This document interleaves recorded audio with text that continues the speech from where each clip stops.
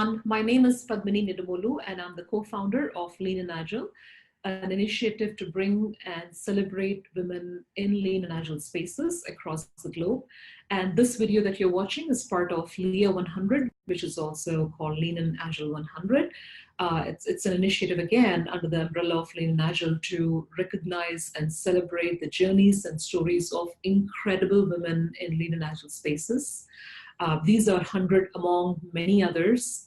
These 100 happen to be the one that we identified and got nominated here. And I'm so thrilled to be bringing guests onto these videos. And today I'm super thrilled to introduce you to someone whose mission is to bring Agile joy to the software testing world and testing joy to Agile development world. In 2012, she was voted by her peers as the most influential Agile testing professional person, and she was given the award at Agile Testing Days. And her mission, again, as I was mentioning, is bringing testing joy to the Agile and DevOps worlds, and Agile DevOps joy to the testing world, which I thought was just incredibly powerful to be, kind of merging and converging these worlds and not see them as separate. She's the co-founder of Agile Testing Fellowship. She's the co-author of several books. Some of them are Agile Testing, a practical guide for testers and Agile teams, More Agile Testing, Learning Journeys for the Whole Team, Agile Testing Essentials. It's a video course. You can search up on that. Then she also co-authored Testing Extreme Programming, and she's a contributor to Beautiful Testing and Experiences in Test Automation.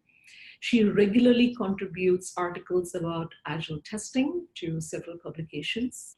And by the way, her new book is coming up in paperback, but it's also available right now on LeanPub as a beta version. It's called Agile Testing Condensed. And this is the first book she has written, which is under 100 pages. Everything else is, up to or even about 500 pages. And I must mention something else before I bring her on here. It's her love for donkeys, and I found it extremely amusing and interesting. She has two miniature donkeys called Ernest and Chester, and a full-size donkey called Marcella. And she's learned some tricks of the trade from a donkey trainer that she swears can be applied to Agile teams. And that component that she really uses, vice versa, from the teams to the donkeys, is building trust and leveraging that trust, in kind of building those teams or that relationships. It's my pleasure to invite Lisa Crispin to LIA100. Hi, Lisa. How are you? Oh, hi. It is such an honor to be included, and I just love the way that you're making so many women visible to the rest of us and helping us to build this community. So it's really wonderful to be part of it. Yeah. It's an honor to have you on this list, and I bet we have a lot to learn from you and from your experience in this space. So thank you for being on this list. I know I have so many questions for you, but let me start with this. You've been in the testing space for I believe about 2.5 decades or even more. Mm-hmm. I wanted to ask, what brought you into Agile, side of testing, right? What was the initiation into Agile testing? And if you can focus on what were your learnings as you made your transition into, this methodology? Well, I had worked on waterfall teams because that was popular for a while. And I actually worked on a really successful waterfall team in the early 90s and mid 90s, where we did all the practices that we see today in development: continuous integration, automated deploys. We didn't have test-driven development, but good coverage at all the levels of testing. And it worked really well. We only had to release every 6 months to a year because our product was a database and our customers didn't want the product more often, and our competitors weren't doing it different.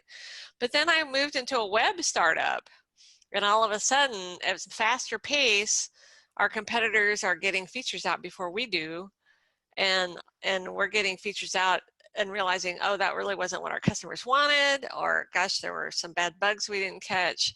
And it was just so frustrating. And our reaction was to try to make our process more regimented. We're going to freeze the code earlier so we can test longer. and it just didn't work. And I just was baffled by this. And several of my team members went off and joined a startup that was going to do extreme programming as their software development process. And they gave me a copy of Kent Beck's book, Extreme Programming Explained. And I read this book, and it was all about quality, and it was all about testing, and it was all about enabling people to do their best work. And I thought, I think this will work. So I persuaded them to hire me as a tester on their team, and never looked back. That's awesome. And what were some of the initial learnings that you had as you transitioned? Well, it was difficult. This is back in 2000, and there were only a couple books published about extreme programming, and there was an extreme programming mailing list, and that was kind of it. And the books didn't talk about testers. They talked about testing, but they didn't have testers on their teams in these books. And I was convinced that they needed people with specialized testing knowledge and experience. And so my teams and I just learned it together. We just figured it out together. It was so different though, because I had been in the waterfall world. I had been the quality boss. I had been the quality police. I decided when something was ready for production, which in hindsight is ridiculous. The customer is who judges the quality, and it's up to the business to decide when it should be released. And so the switching that mindset to, oh, we're going to do what the customer asks us to do, even if we don't think that's what we wouldn't do that, but if that's what they want, then that's what we should give them and what's important to them right now. And that was a big mindset shift to me. So, but once I got used to that ability to work so closely with the customers and so closely with the developers, I had always tried to do that, but it's much more difficult in the waterfall process where everything's taking months. So it was so rewarding to be able to work in these small increments and iterate and just build something up step by step. So which obviously proved to be more efficient. Mm-hmm. Yeah, it really worked. It really did produce better quality. It really did make our customers happy, and we enjoyed it. Yeah, I'm sure. That's awesome. And, you've persisted in this space, Lisa, right? In the testing space. What did it take to persist? Because I'm sure you've had your share of struggles and challenges, right? To be in the same space, in the testing space, in the same role. And what enabled you to grow, and you're now leading and guiding your peers and next generation testers, but what does it take to do so? I think I've been just super fortunate to always work in pretty healthy cultures, healthy work cultures. And of course, I started as a programmer back in 1982, back when programming was a low status job and there were lots of women because it wasn't well paid. And so I just got to have that experience of working with diverse teams early on. But mind you, my first extreme programming team was all men except for me. But they were just really supportive. It was just a really good, healthy culture with a lot of trust, a lot of collaboration, willingness to try new things, taking the time to learn and get training and get what we needed. And I think it's really just boils down to the good fortune to land on teams that had good leadership and people who knew how to coach us and encourage us to learn and grow. And then what motivated me more towards, I guess, the leadership aspect of it was, in 2000, 2001, people like Janet Gregory and I are trying to figure out how to be testers on extreme programming teams when all the XP publications don't even mention testers. And we wanted to share what we learned. And so that's what motivated me to write Testing Extreme Programming, because it's like, well, there's so many problems to solve and we've solved a few of them. Let's write about this and help everybody. It's like, okay, here's what worked for us. This will probably work for you.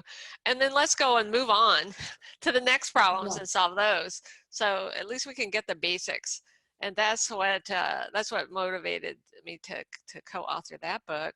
And that just kind of, then that led to the opportunities to go to conferences and speak, which I did so that I could go to conferences and learn.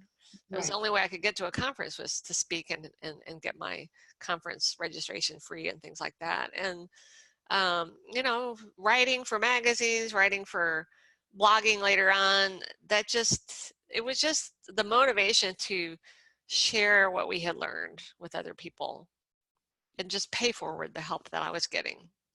Yeah, that's fantastic. And all the elements that you just mentioned in an organization, right? Supportive environment, encouraging leadership. I think all of those are important to persist, in Mm-hmm. the role and in the job that you're doing. Mm-hmm.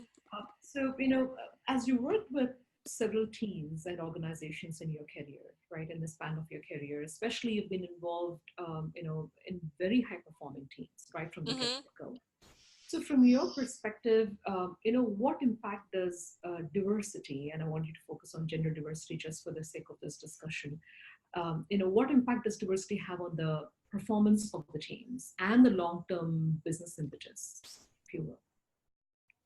Well, there's all kinds of science. I know a lot of studies that show the bottom line of diversity is it makes the business more successful and profitable. From my own experience, it's just getting more just more diversity of perspectives and viewpoints, and I think it helps to understand better what the customers want and how to help the customers.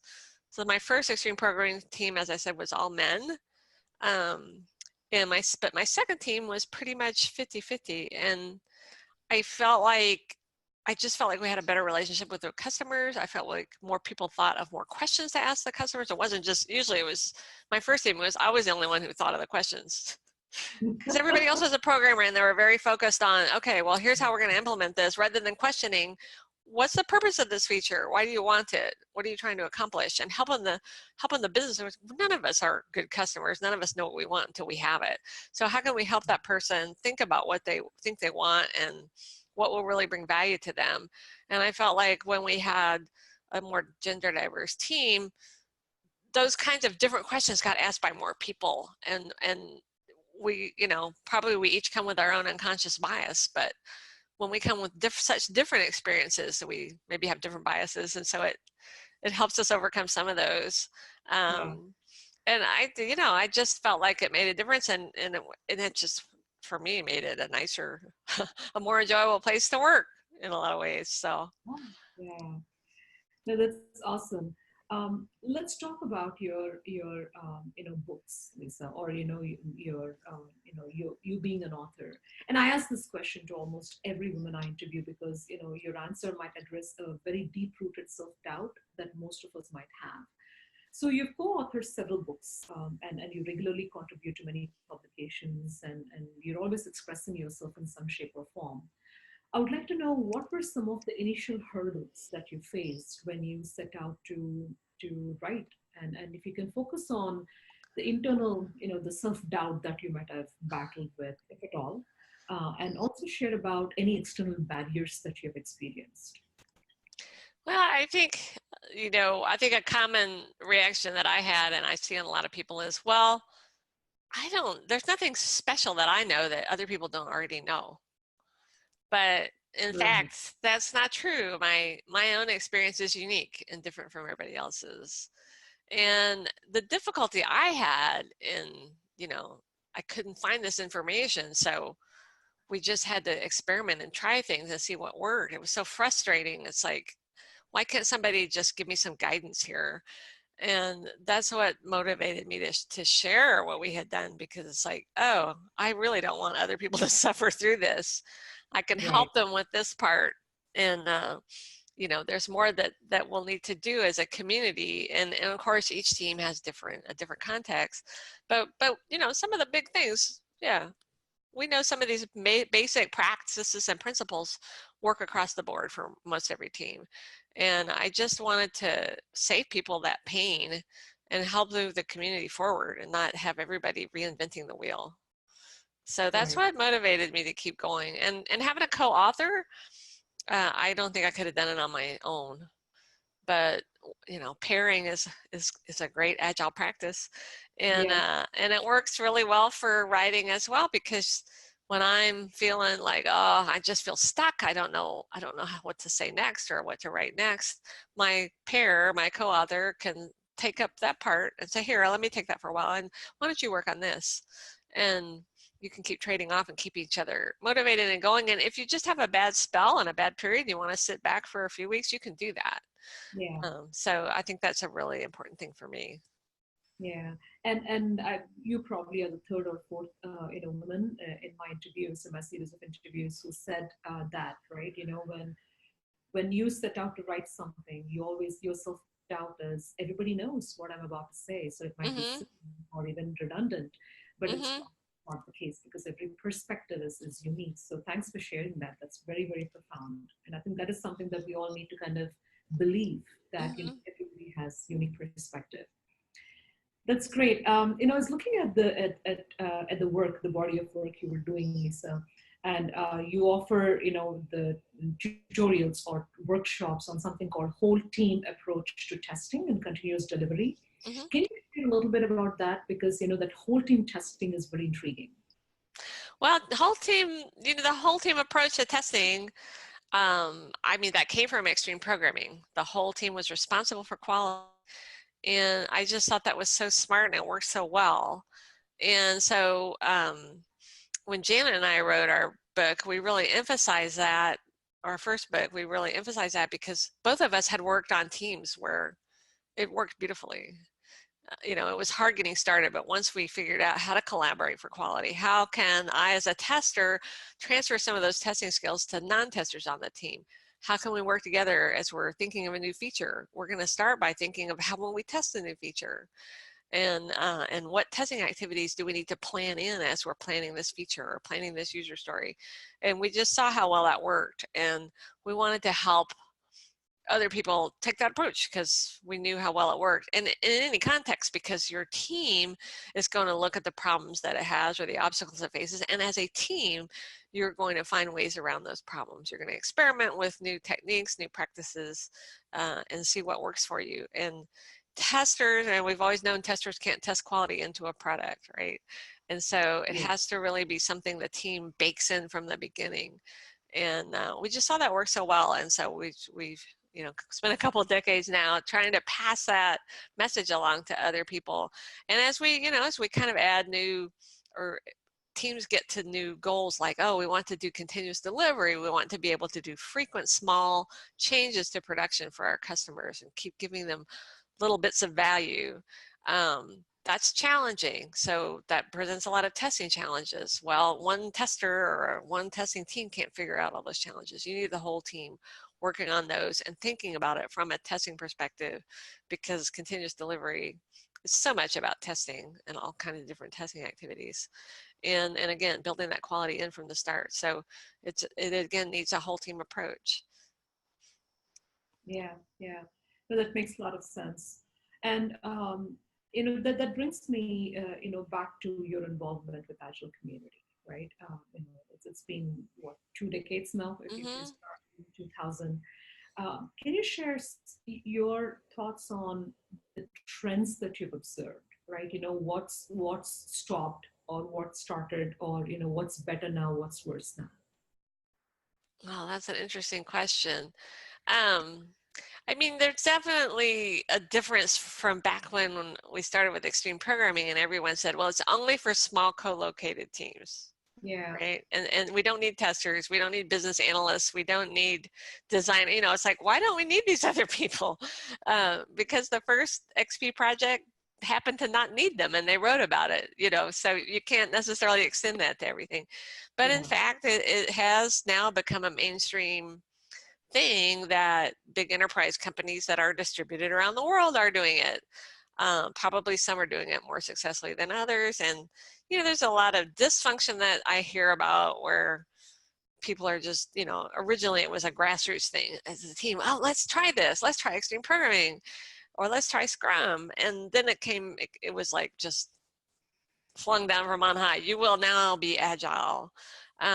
So there's a lot of dysfunction that I see, but I think the technology has really changed, and that has helped us change. Having having this infrastructure in the cloud that's so much less expensive. It's so much easier now to have test environments and to get your build going and get your test, your artifacts deployed so you can test them, and so much more can be automated, and that frees us up to use our skills as humans. And this is where testers really shine, doing the things like exploratory testing. Let's look at this product from a lot of different angles and learn how people might use it in production. And now we can also actually see how people use it in production, because we have all these great tools that let us observe and monitor what each individual user is doing with our product in production. And we can bring that back to feature development and to where to focus our testing before we release. The technology has really changed our job, and I think what it has done is freed our time to do the more important activities that require our senses and our brains, and our collaboration with other people on the team. No, absolutely, yeah. And thanks for sharing that, because it's important to know what's become better, how did we change better. What does gender balance in organization mean to you, Lisa? Because you work very closely with several teams, right? If you can look through your lens and talk about the gender balance.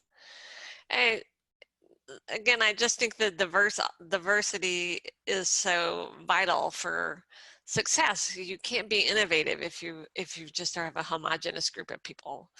So if it's all men, you're getting the men's point of view, and of course they're all going to have a little different point of view. There's no doubt about it.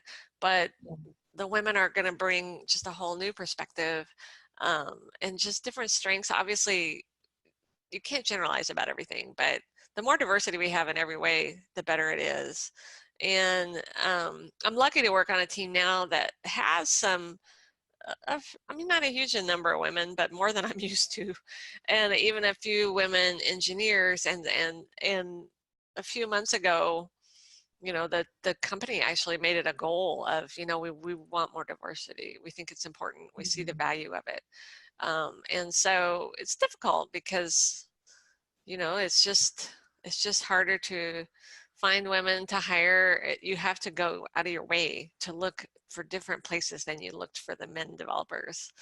Right. Recruiting at schools, at universities that are predominantly women, for example, or going to the women who code events or things like that. And so, we started recruiting at different places, different colleges, going to different events to recruit, and it really did pay off. We've really started to get a more diverse group, and I just see a lot, personally, I just see more energy and more cooperation and collaboration.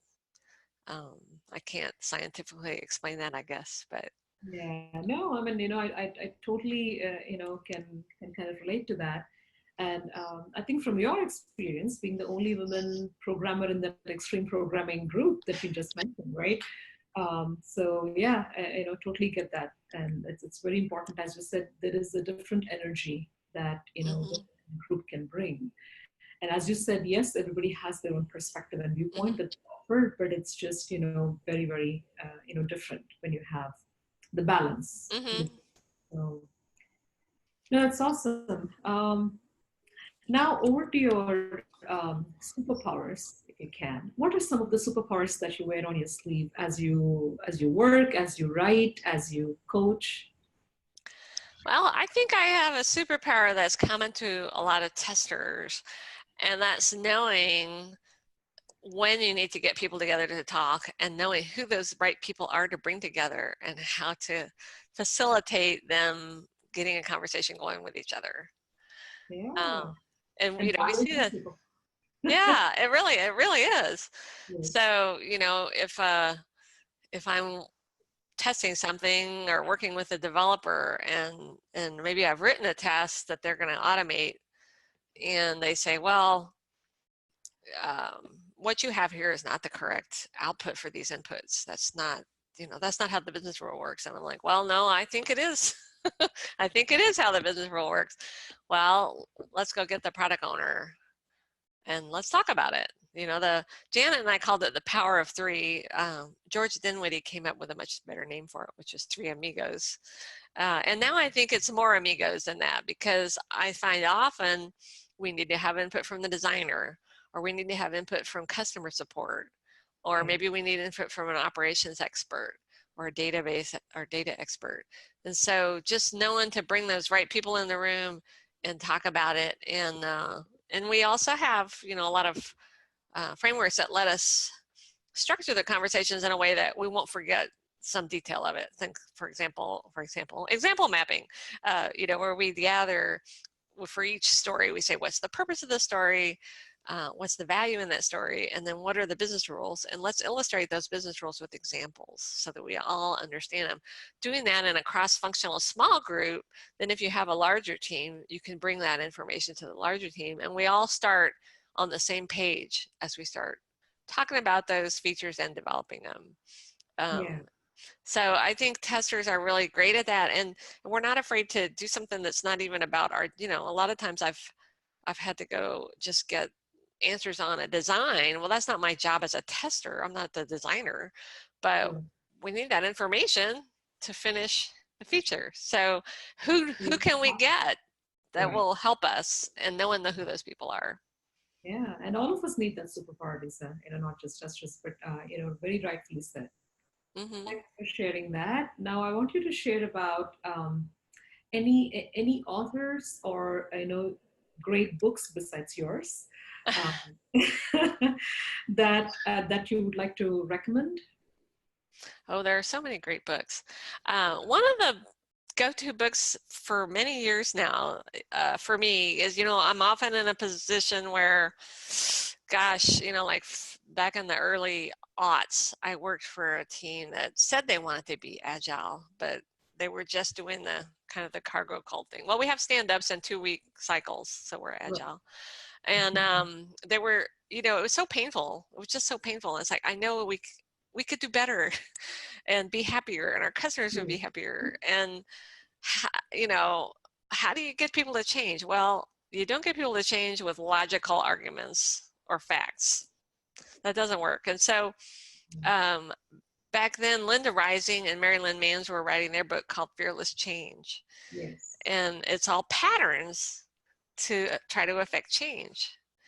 Just a whole bunch of different patterns. And they gave me a copy of their manuscript as they were writing it and said, well, just try some of these. And it was just so great to have just some ideas to try. And they weren't big. And, you know, I could try them and see if they didn't work, then I'd just go on and try another pattern. And, and ever since then, I've found that so helpful. When I get really frustrated, it's like, I don't know how to get a change started here. I can see what would help, but I can't make the team do it, or I can't talk them into it. How can I influence them? How can I get them to see or try an experiment? And that's been a super helpful book for me. So they actually have a revision of it called More Fearless Change that has additional patterns. Yeah. And by the way, Linda Rising is one of our LIA100. And we have done the interview with her. She's just truly amazing. So she really, I've learned so much from her about so many things. So yes. So as we wrap up, then, Lisa, if there is one quote or, you know, just you know, statement or something that you swear by as you just, you know, go along, what would that be? Oh gosh. There's so many things that I kind of rely on. Going back to Linda Rising, I guess one of the things that's been most helpful to me in the past several years is the idea of we all have so many problems. If you do a retrospective, you're going to have some long list of problems. But you can't fix everything at once. You can't boil the ocean. So what do you do? And what I learned from Linda is we need to find the biggest problem, the thing that's most in our way. And I've learned this from other people too, like Mike Cohn, because I had the opportunity to work for him back in the early aughts. And it's like, find your biggest problem. Yeah. Make it visible.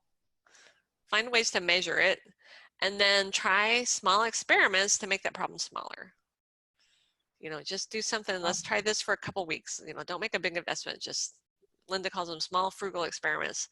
Form a hypothesis. We believe if we do X, then this will be the result. So we believe that if testers and developers start pairing 2 days a week on our stories, that we'll have 20% fewer defects in production in the next month. You know, just something to measure, and then you got to stick to it. You got to evaluate it. Your next retrospective is like, what happened? What's our number? How do our metrics look? If it's not tracking towards your goal, let's try something else. And then if you do make the problem smaller, you got to keep looking. It's like, maybe that's not your biggest problem anymore. So then you switch. Right. So iterate through experiments and iterate through those small experiments. Yeah. I love that. Yeah, and I think you can apply it to your personal life as well. Mm-hmm. Right? Yeah, Great. that's fantastic. Thank you so much, Lisa. This was just fantastic. Oh, thank you. Thanks for sharing, so much about the early days of testing and how it's now. And good luck with your book that's coming up. We'll look forward to the paperback.